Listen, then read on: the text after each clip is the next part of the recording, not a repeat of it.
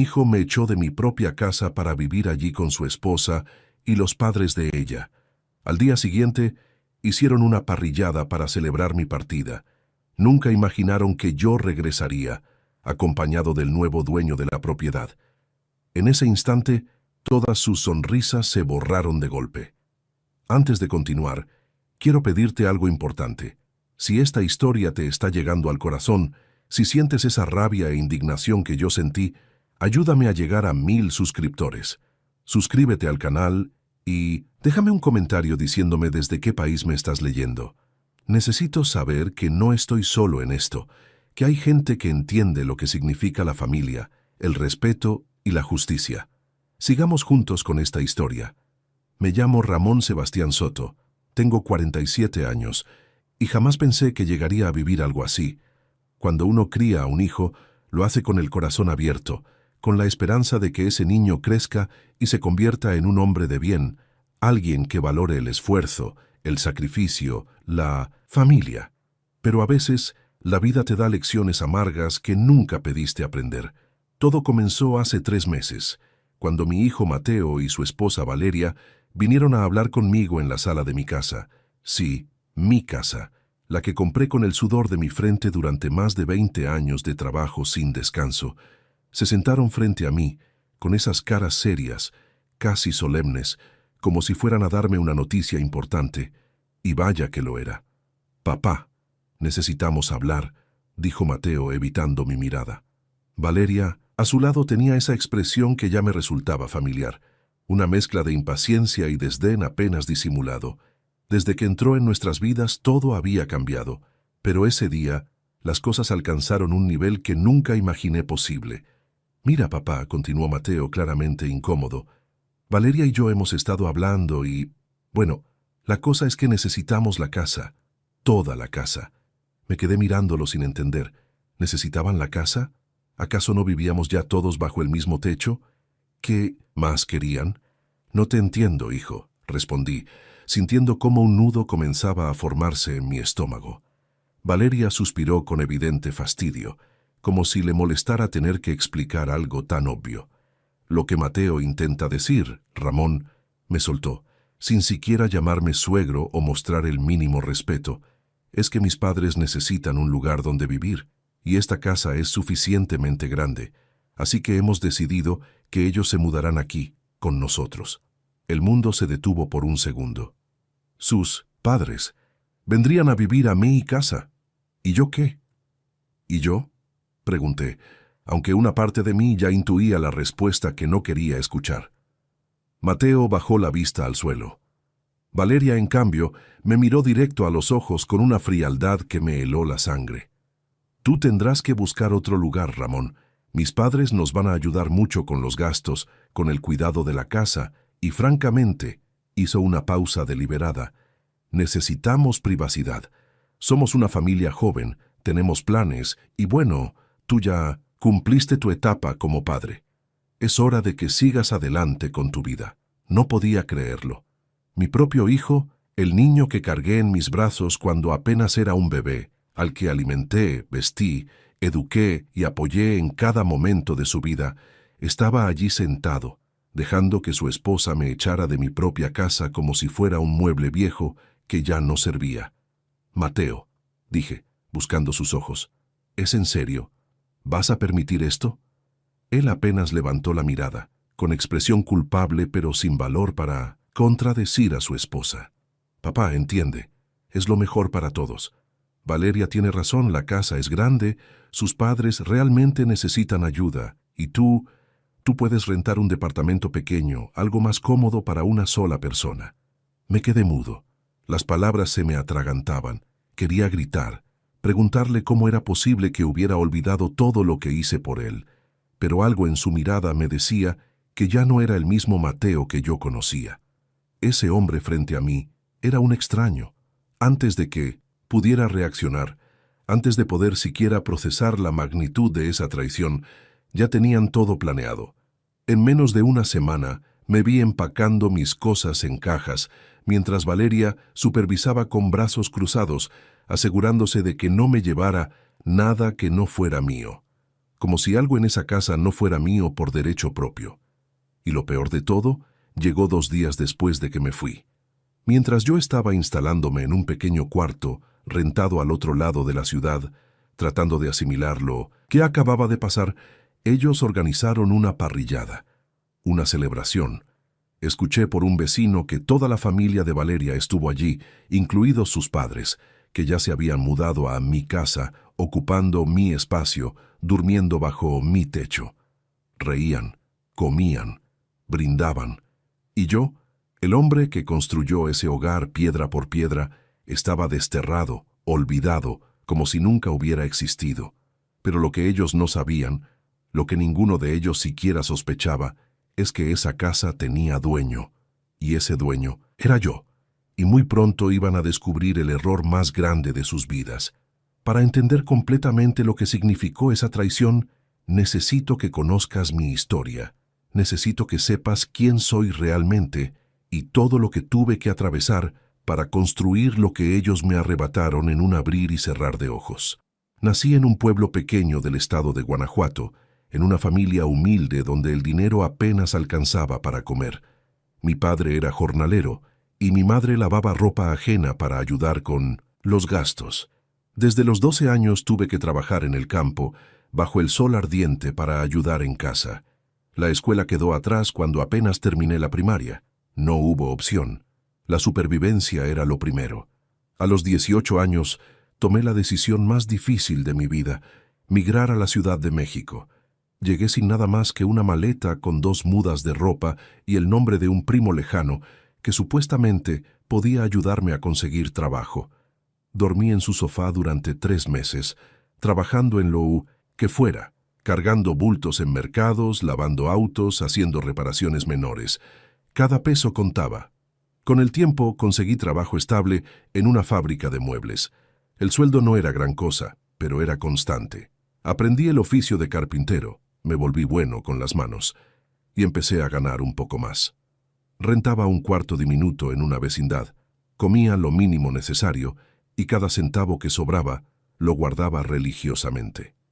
Tenía un sueño: comprar una casa, tener algo propio, dejar de ser el eterno inquilino, el que paga renta sin construir nada para sí mismo.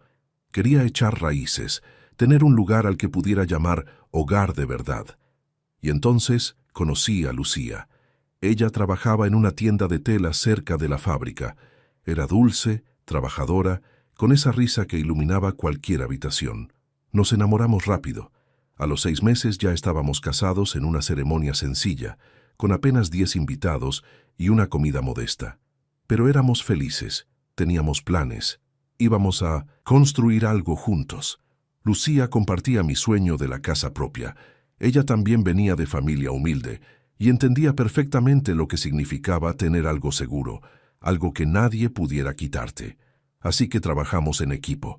Ella cosía por las noches, hacía arreglos de ropa para los vecinos, y yo tomaba trabajos extra los fines de semana, reparaciones de muebles, instalaciones, lo que fuera. Ahorramos durante 5 años, 5 años de sacrificios, de no salir a ningún lado, de no comprarnos ropa nueva, de comer frijoles y tortillas la mayoría de los días. Pero valió la pena.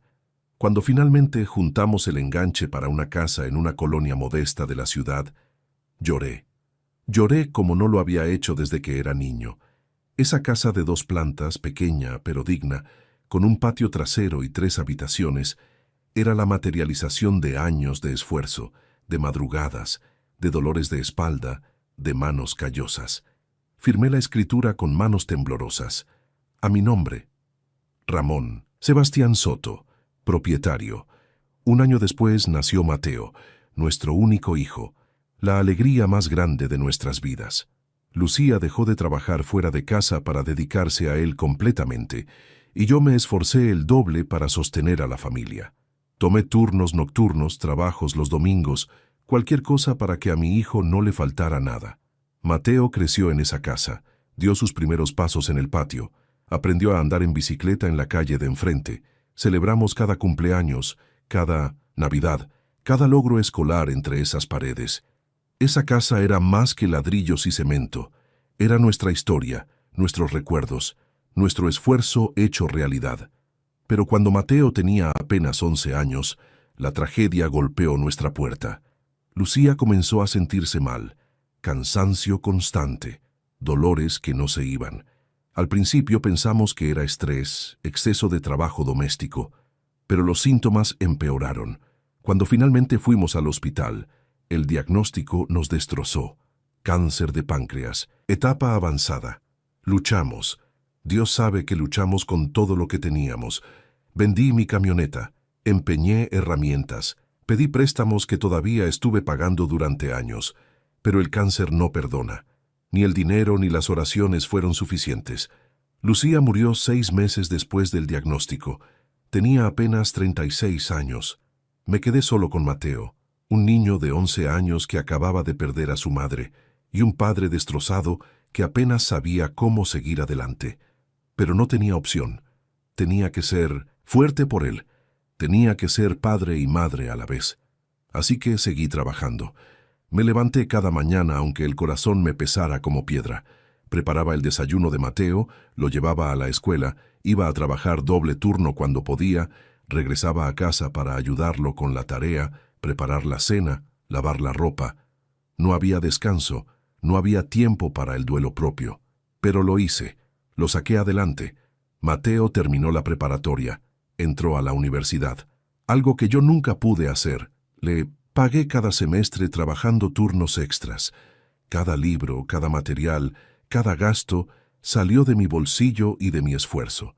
Cuando se graduó de ingeniero, lloré de orgullo. Mi hijo, mi único hijo, un profesional. Pensé que todo había valido la pena. Pensé que los sacrificios, el esfuerzo, las noches sin dormir, todo había sido para construir algo hermoso. Un hombre de bien, un hijo agradecido, una familia unida.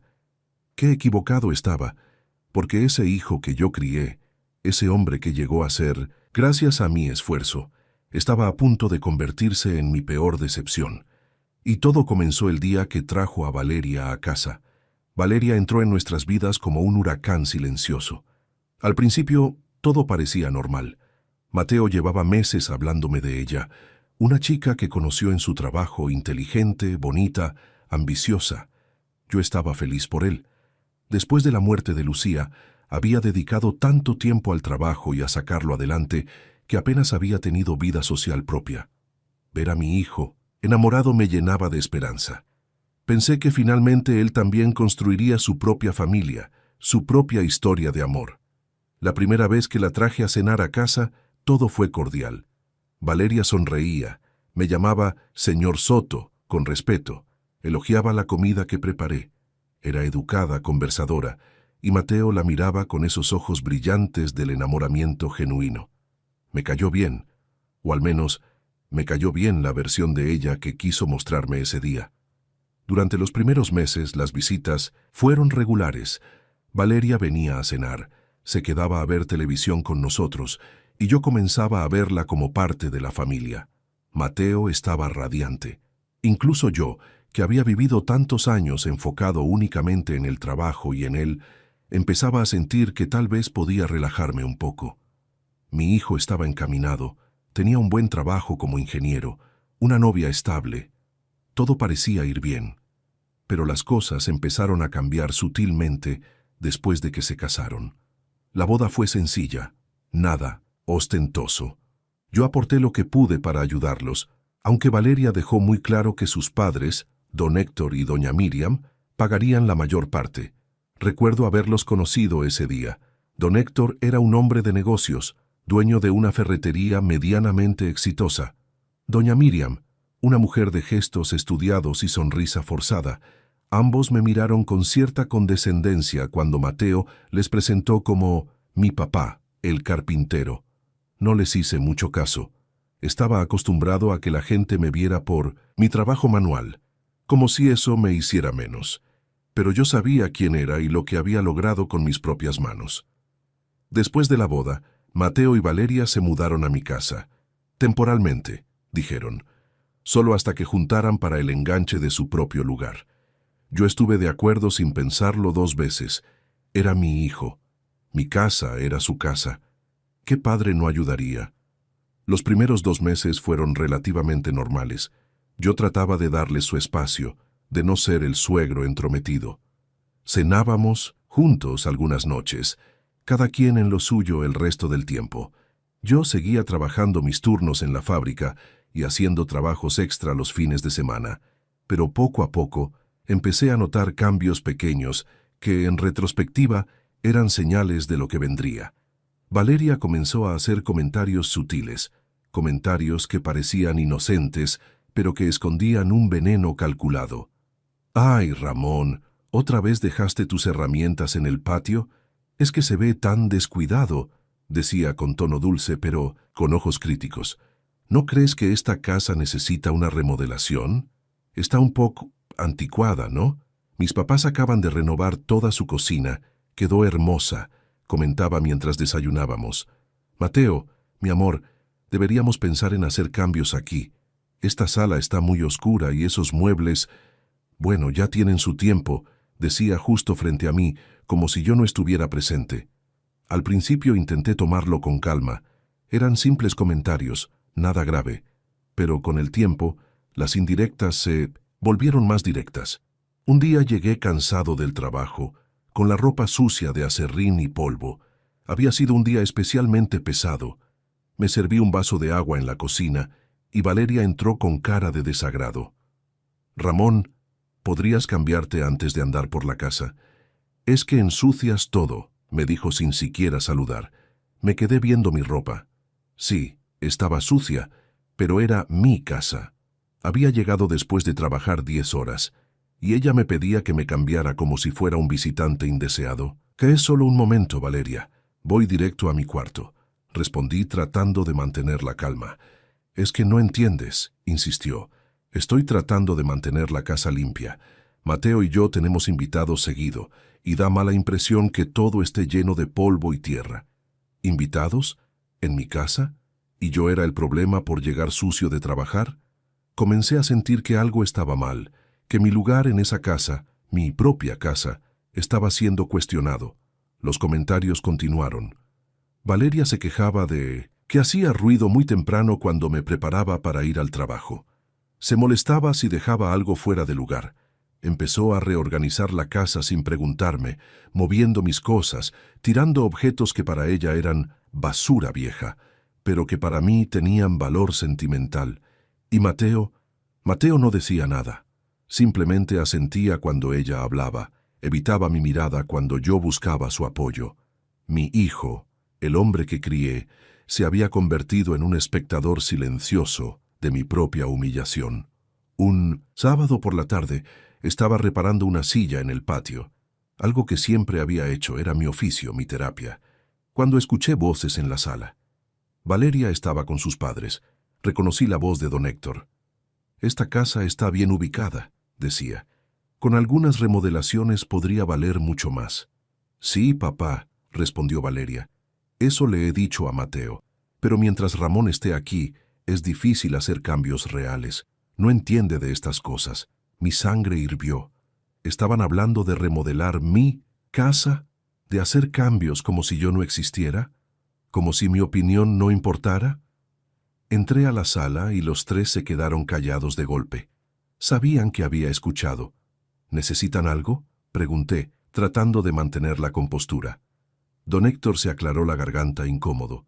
Doña Miriam fingió revisar su teléfono. Valeria, en cambio, me miró con descaro. «Solo hablábamos de ideas para mejorar la casa, Ramón. Nada importante», dijo con indiferencia. «Nada importante. Mi casa. Mi esfuerzo de 20 años. Nada importante para ellos». Esa noche hablé con Mateo.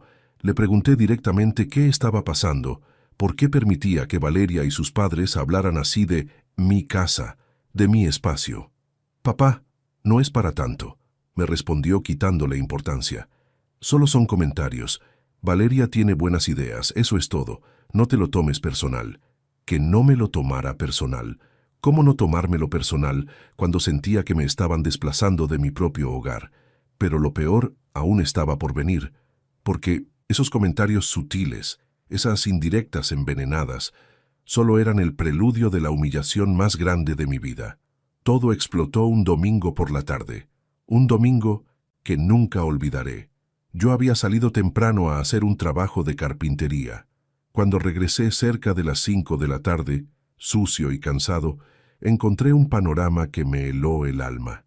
En la sala estaban Mateo, Valeria, don Héctor y doña Miriam, los cuatro sentados como en una junta empresarial. Y las caras que pusieron cuando entré no fueron de sorpresa, sino de fastidio, como si yo fuera un intruso. «Papá», dijo Mateo poniéndose de pie, «justo queríamos hablar contigo. Siéntate». Algo en su tono me puso en alerta. Me senté frente a ellos, sintiendo cómo mi corazón empezaba a latir más fuerte. Valeria fue directo al grano, sin rodeos, sin delicadeza. «Ramón, hemos estado hablando en familia», empezó, y me dolió que dijera familia sin incluirme. «Mis padres están teniendo problemas. La casa donde viven se está cayendo a pedazos. La zona se puso peligrosa. Necesitan un lugar seguro». Asentí lentamente, sin entender hacia dónde iba todo esto.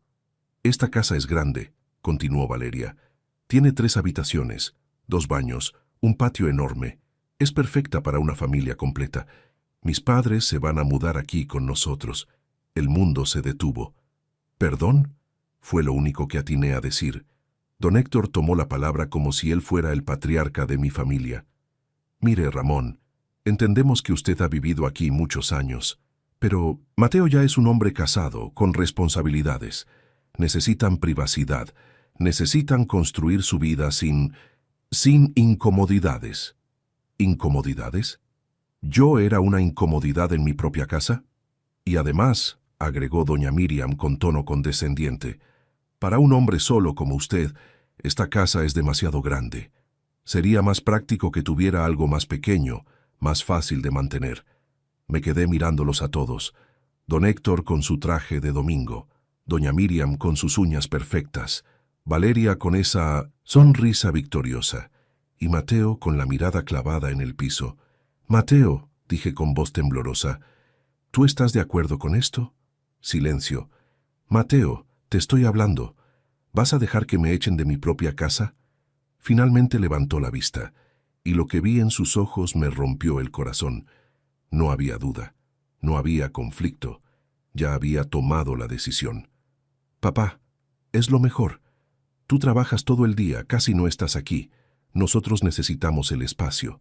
Los papás de Valeria nos van a ayudar con los gastos, y tú puedes buscar un departamento pequeño, algo más cómodo». No lo podía creer. Las palabras salían de su boca, pero eran el discurso que Valeria le había metido en la cabeza.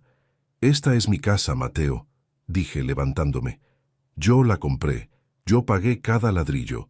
Tú creciste aquí gracias a mi esfuerzo. ¿Y ahora me van a echar para meter a sus papás?» Valeria se puso de pie, alterada. «Nadie te está echando. Estamos siendo razonables. La casa necesita una familia completa, gente que la cuide. De verdad, tú solo llegas, te encierras en tu cuarto y te vas». La rabia me cegó. Quise gritarle que yo trabajaba como burro para mantener esa casa, que cada peso salía de mi bolsillo, que ellos vivían de arrimados sin pagar nada, pero algo me detuvo. Cualquier cosa que dijera sería inútil. Ya estaba decidido. «Tienes 2 semanas para buscar algo», dijo Valeria con frialdad. «Nosotros te ayudamos con la mudanza si necesitas. 2 semanas. Me daban 2 semanas para salir de la casa que me tomó 20 años conseguir». Miré a Mateo una última vez, esperando que reaccionara, pero solo agachó la cabeza. Esa noche empaqué mis cosas en silencio. 2 semanas después estaba viviendo en un cuarto rentado del tamaño de un closet. Y 2 días después de mi salida, un vecino me contó que hicieron una parrillada en mi patio, don Héctor asando carne en mi asador, doña Miriam decorando mi mesa, Valeria y Mateo riendo, brindando, celebrando que me habían sacado de mi propia vida. Pero lo que ellos no sabían es que esa casa tenía escrituras, y esas escrituras tenían un nombre: Ramón Sebastián Soto. Y yo estaba a punto de recordarles quién era el verdadero dueño. Los primeros días en ese cuarto rentado fueron los más oscuros de mi vida. No exagero cuando digo que toqué fondo de una manera que nunca imaginé posible. El lugar era diminuto. Apenas cabía una cama individual, un pequeño closet y una mesita donde ponía mi plato de comida. El baño lo compartía con otros 3 inquilinos del edificio. Las paredes eran tan delgadas que escuchaba cada conversación, cada pelea, cada televisor de los vecinos. Por las noches, el ruido de la calle no me dejaba dormir. Pero lo peor no era el lugar. Lo peor era el silencio de mi teléfono. Mateo no llamó, ni una sola vez, ni para preguntar si había llegado bien, si necesitaba algo, si estaba bien. Nada. Silencio absoluto, como si yo hubiera dejado de existir el mismo día que salí de esa casa. Las primeras noches lloré. No me avergüenza admitirlo. Lloré como no lo había hecho desde la muerte de Lucía. Lloré por la traición, por la injusticia, por sentirme usado y desechado como un trasto viejo. Había dedicado toda mi vida a ese muchacho y así me pagaba. Pero en algún momento, entre la tercera y cuarta noche de insomnio, algo cambió dentro de mí. La tristeza comenzó a transformarse en algo diferente, algo más frío, más calculador. La rabia ya no era ese fuego descontrolado que te consume, se convirtió en hielo. Determinación. Una mañana me levanté, me vi al espejo y me hice una pregunta simple. ¿Voy a quedarme aquí lamentándome como un perdedor o voy a hacer algo al respecto? La respuesta fue clara. Fui a buscar los documentos que había guardado en una caja durante la mudanza, escrituras, recibos de pago del predial, comprobantes de servicios. Todo estaba ahí, perfectamente archivado, como siempre lo había tenido. Y ahí estaba, en letras claras e inconfundibles, propietario, Ramón Sebastián Soto. La casa era mía, legalmente, totalmente, innegablemente mía. Mateo nunca había estado en las escrituras, nunca le había cedido ningún derecho legal sobre la propiedad. Yo era el único y absoluto dueño. Por alguna razón que no logro explicar completamente, ellos asumieron que la casa era de la familia, que por ser mi hijo, Mateo tenía algún tipo de derecho sobre ella. Pero la ley no funciona con suposiciones, funciona con papeles. Y todos los papeles estaban a mi nombre. Me senté en esa cama, angosta con las escrituras en las manos, y por primera vez en semanas sonreí. Tenía poder, tenía opciones, y ellos no tenían idea. Durante los siguientes días desarrollé un plan. No iba a actuar por impulso, no iba a hacer las cosas a medias. Esto tenía que ser perfecto, contundente, definitivo. Primero investigué el valor actual de la propiedad. Me sorprendió gratamente descubrir que la zona se había revalorizado considerablemente en los últimos años. Lo que yo había comprado por una cantidad modesta ahora valía casi el triple. La ubicación era excelente, la casa estaba en buenas condiciones estructurales y el mercado inmobiliario estaba caliente. Contacté discretamente con 3 agencias inmobiliarias diferentes. Necesitaba opciones, necesitaba comparar. Necesitaba asegurarme de que iba a hacer el mejor trato posible. La tercera agencia me conectó con un comprador serio, un empresario que buscaba propiedades en esa zona específica para remodelar y rentar. Tenía el dinero en efectivo y estaba dispuesto a cerrar rápido. Me ofreció un precio justo, incluso un poco por encima del valor de mercado, por la urgencia de su necesidad. Acepté. Todo el proceso lo manejé con absoluta discreción. No le conté a nadie, ni a mis compañeros de trabajo, ni a los pocos amigos que tenía, ni obviamente a Mateo. Esto tenía que ser una sorpresa total. El comprador, un señor de unos 50 años llamado Alejandro Ruiz, resultó ser un hombre muy profesional. Cuando le expliqué brevemente mi situación, sin entrar en muchos detalles, entendió perfectamente lo que yo necesitaba. «Don Ramón», me dijo con una sonrisa comprensiva, «he visto casos así antes. Familia que se aprovecha, hijos que olvidan quién les dio todo. Cuente conmigo. Haremos esto bien y rápido». Nos pusimos de acuerdo en una fecha para la firma definitiva y para que él tomara posesión física de la propiedad. Yo me encargaría de notificarles a los inquilinos que debían desalojar. Pero yo tenía una idea mejor, mucho mejor. En lugar de enviar un simple aviso legal por correo o abogado, que era lo normal, decidí que tenía que ser presencial. Tenía que estar ahí. Tenía que ver sus caras cuando se dieran cuenta de lo que había pasado. Coordiné con Alejandro para que me acompañara a la casa en el momento exacto. Él llevaría todos los papeles firmados, su identificación, las escrituras ya a su nombre. Yo llevaría mi dignidad recuperada. Durante esas semanas de preparación hubo momentos de duda, momentos en los que mi teléfono estaba en mi mano, a punto de marcarle a Mateo para darle una última oportunidad de disculparse, de rectificar, de demostrar que algo del hijo que crié seguía ahí dentro. Pero nunca lo hice, porque en el fondo sabía que no serviría de nada. El Mateo que yo conocí, el niño que jugaba en ese patio, el joven que lloraba en mis brazos después de los exámenes difíciles, ese Mateo había muerto. Lo había matado la ambición de Valeria, la comodidad de tener todo servido, la falta de carácter para defender a su propio padre. Pasé esas semanas trabajando como siempre, viviendo en ese cuarto miserable, ahorrando cada peso que podía. Porque una vez que vendiera la casa, tendría un capital considerable. Podría empezar de nuevo. Podría buscar un lugar digno, tal vez incluso emprender algo propio, dejar de trabajar turnos dobles en la fábrica, pero sobre todo, recuperaría algo que ellos me habían quitado, mi dignidad. Cada noche, antes de dormir, repasaba mentalmente cómo sería ese momento, cómo tocaría la puerta de mi casa, cómo Valeria o Mateo abrirían esperando a cualquier persona menos a mí, cómo presentaría a Alejandro como el nuevo propietario, cómo sus sonrisas arrogantes se borrarían instantáneamente. Esa imagen me daba fuerzas para seguir adelante. Finalmente llegó el día, un sábado por la mañana, soleado, perfecto. Irónico que un día tan hermoso fuera testigo de lo que estaba a punto de suceder. Me puse mi mejor ropa, no tenía mucho, pero me aseguré de verme presentable. Alejandro pasó por mí en su camioneta. Llevaba una carpeta con todos los documentos legales perfectamente organizados. ¿Listo, don Ramón?, me preguntó con una sonrisa solidaria. Respiré profundo. Más que listo. Mientras nos dirigíamos hacia la casa, hacia mi casa, sentí una mezcla de emociones que no puedo describir completamente. Nerviosismo, emoción, tristeza, rabia, satisfacción. Todo junto, todo al mismo tiempo.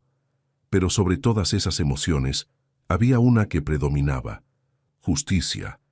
Iba a recuperar lo que era mío. No la casa, esa ya estaba vendida. Pero iba a recuperar mi dignidad, mi respeto propio, mi certeza de que nadie puede simplemente pisotear a otra persona y salirse con la suya sin consecuencias. Cuando doblamos en la esquina de la calle y vi la casa a lo lejos, mi corazón latió con fuerza. Era el momento. Era hora de que Mateo, Valeria, don Héctor y doña Miriam aprendieran la lección más dura de sus vidas. Nos estacionamos frente a la casa, mi casa, o, mejor dicho, lo que hasta hace unas horas había sido mi casa, porque los papeles ya estaban firmados. Legalmente, la propiedad ahora pertenecía a Alejandro Ruiz. Desde afuera podía ver las mejoras que habían hecho. Habían pintado la fachada de un color que yo nunca habría elegido. Habían puesto macetas nuevas que seguramente doña Miriam había comprado. Había un coche estacionado en la entrada, el de don Héctor, brillante y recién lavado. Se habían instalado cómodamente, muy cómodamente. Alejandro me miró con una expresión que mezclaba curiosidad y solidaridad. ¿Estás seguro de esto, don Ramón? Puedo encargarme yo solo si prefiere... No, lo interrumpí con firmeza. Necesito estar aquí, necesito verlo. Asintió y bajamos de la camioneta. Caminamos hacia la puerta principal. Cada paso que daba por ese caminito que yo mismo había pavimentado años atrás me traía recuerdos. Mateo, aprendiendo a andar en bicicleta, justo ahí. Lucía regando las plantas cada mañana. Las tardes de domingo, asando carne en el patio, pero esos recuerdos ya no me ablandaban el corazón. Ahora solo eran recordatorios de todo lo que me habían arrebatado. Toqué el timbre, mi timbre, el mismo que yo instalé. Escuché pasos dentro, voces. La puerta se abrió. Era Valeria. La expresión en su cara cuando me vio fue indescriptible. Primero confusión, luego sorpresa, después molestia mal disimulada. ¿Ramón? ¿Qué haces aquí?, preguntó sin siquiera saludar, bloqueando la entrada con su cuerpo como si yo fuera un vendedor ambulante inoportuno. Hola, Valeria, dije con una calma que me sorprendió a mí mismo. Necesito entrar. Hay algo importante que discutir. No es buen momento, respondió rápidamente. Estamos ocupados. Mi mamá está... No es una solicitud, la interrumpí con voz firme. Es mi casa y voy a entrar. Algo en mi tono la desconcertó. No estaba acostumbrada a que yo le hablara así. Nunca lo había hecho. Siempre había sido el suegro callado, el padre complaciente que evitaba conflictos. Pero ese, Ramón, había muerto el día que me echaron. ¿Quién es, hija?, escuché la voz de doña Miriam desde adentro. Es Ramón, respondió Valeria sin apartar la vista de mí. ¿Y quién es él?, preguntó Alejandro señalándolo con desconfianza. Es el nuevo dueño de la casa, respondí antes de que ella pudiera decir nada. Alejandro Ruiz, y viene a tomar posesión de su propiedad. El color desapareció del rostro de Valeria. ¿Qué estás diciendo? En ese momento apareció Mateo detrás de ella, con una cerveza en la mano y cara de fastidio. «Papá, ¿qué haces aquí? Ya te dije que...» Vendí la casa, solté las palabras como bombas. Esta casa, mi casa, la vendí. Y el señor Ruiz aquí presente es el nuevo propietario, así que van a tener que salir.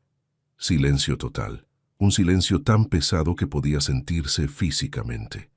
Mateo dejó de beber. Valeria abrió la boca, pero no salió ningún sonido.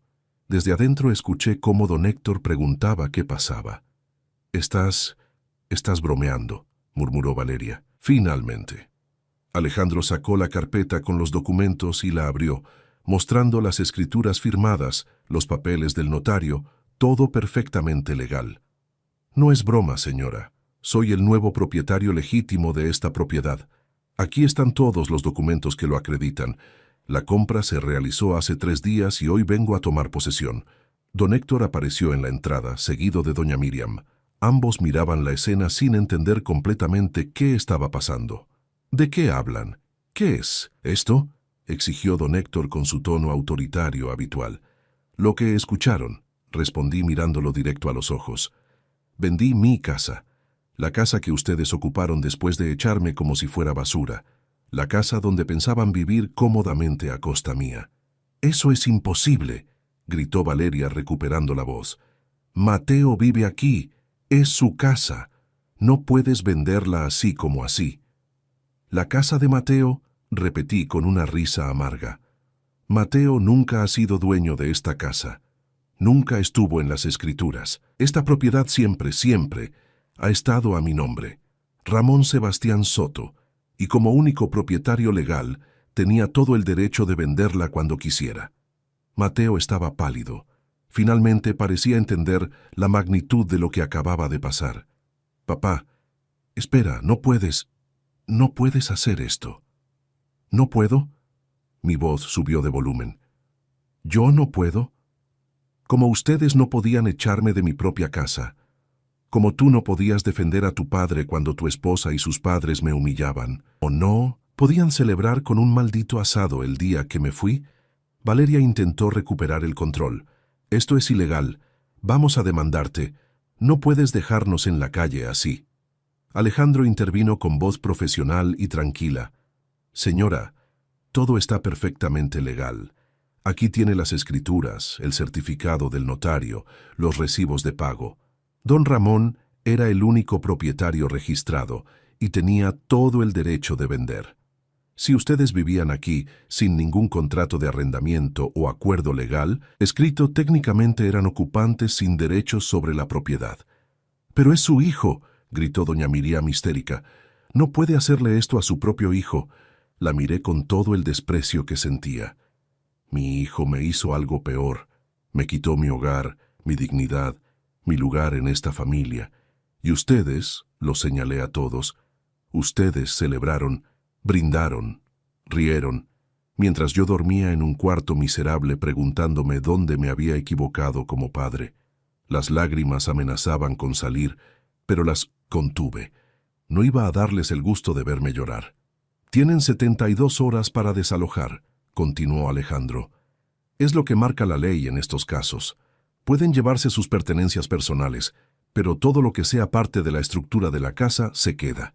Aquí está la notificación oficial. Le entregó el documento a Mateo, que lo tomó con manos temblorosas. Papá, por favor. Su voz se quebró. No hagas esto. Podemos hablar, podemos arreglar. ¿Arreglar? Lo interrumpí. ¿Cómo arreglabas tú las cosas cuando tu esposa me insultaba? ¿Cómo arreglabas tú cuando me trataban como un estorbo? ¿Dónde estaba tu interés en arreglar cuando me echaste para meter a tus suegros? No tenía respuesta. Solo lágrimas corriendo por sus mejillas. Pero ya era demasiado tarde.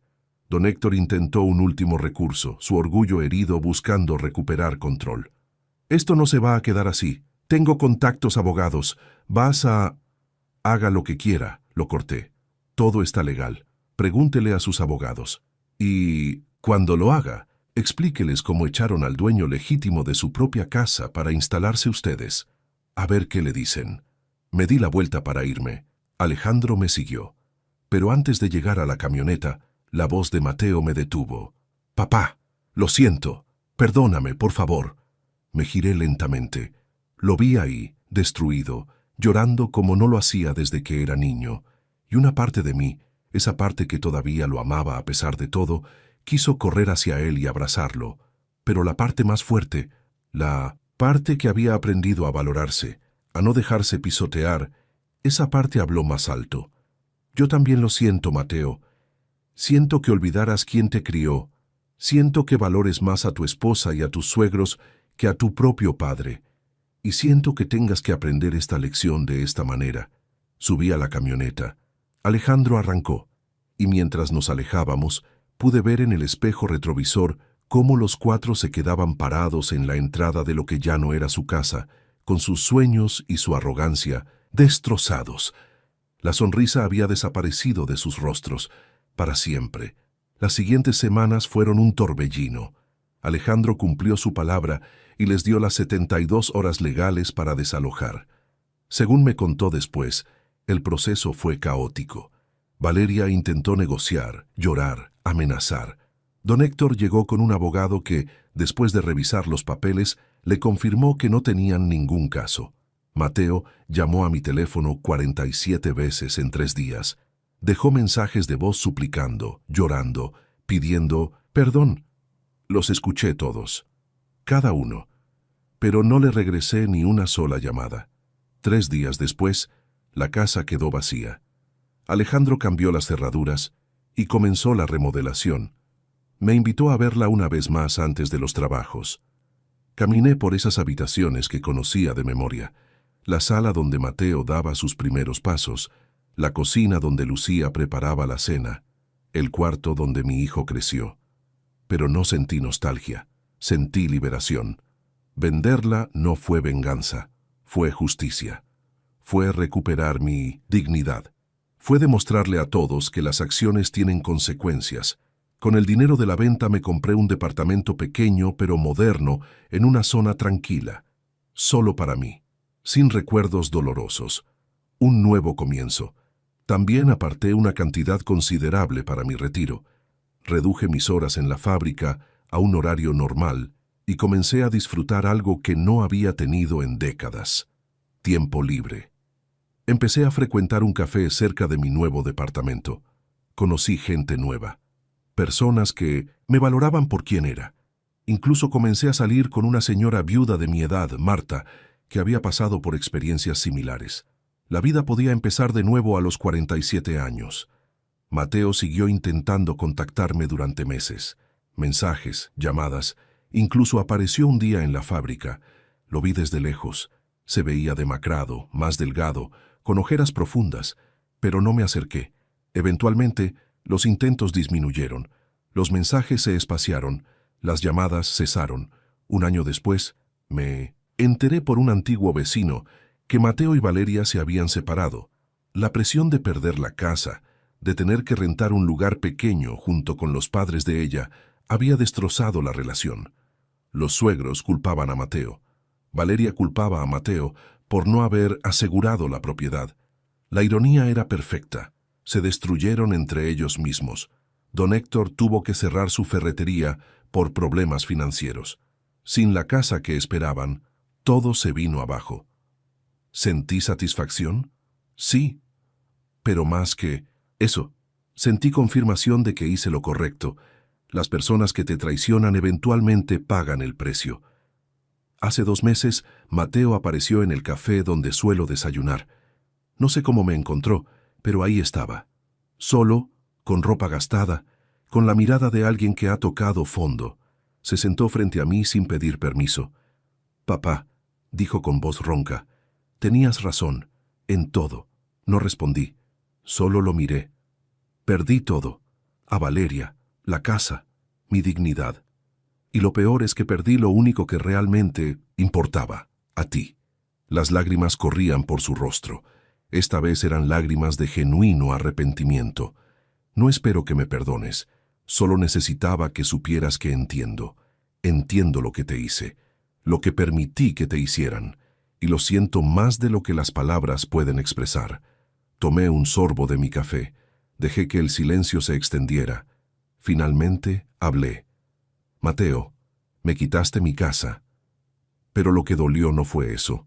Fueron los años que invertí en ti solo para descubrir que no significaban nada, que un par de años con Valeria borraron décadas de sacrificio. Asintió limpiándose las lágrimas. «Lo sé, y tienes todo el derecho». Me levanté para irme, pero antes de alejarme, puse mi mano en su hombro. «Reconstruye tu vida, hijo. Aprende de esto. Conviértete en el hombre que yo intenté enseñarte a ser. Tal vez algún día, tal vez podamos hablar de nuevo». No fue perdón, pero fue una puerta entreabierta. No por él, por mí. Porque el rencor pesa, y yo ya había cargado suficiente peso. Salí del café con Marta esperándome afuera. Tenemos planes de viajar a Oaxaca el próximo mes, algo que nunca había hecho, un viaje solo por placer. Mi vida ya no gira alrededor de sacrificarme por otros. Ahora gira alrededor de mí, de mi paz, de mi felicidad. Y esa es la verdadera victoria. Si esta historia te llegó al corazón, si sentiste la injusticia y celebraste la justicia final, déjame un comentario contándome qué te pareció. Y recuerda, nunca permitas que nadie, ni siquiera familia, pisotee tu dignidad. A veces la mejor venganza es simplemente recuperar tu vida y tu valor propio. Gracias por llegar hasta el final de esta historia.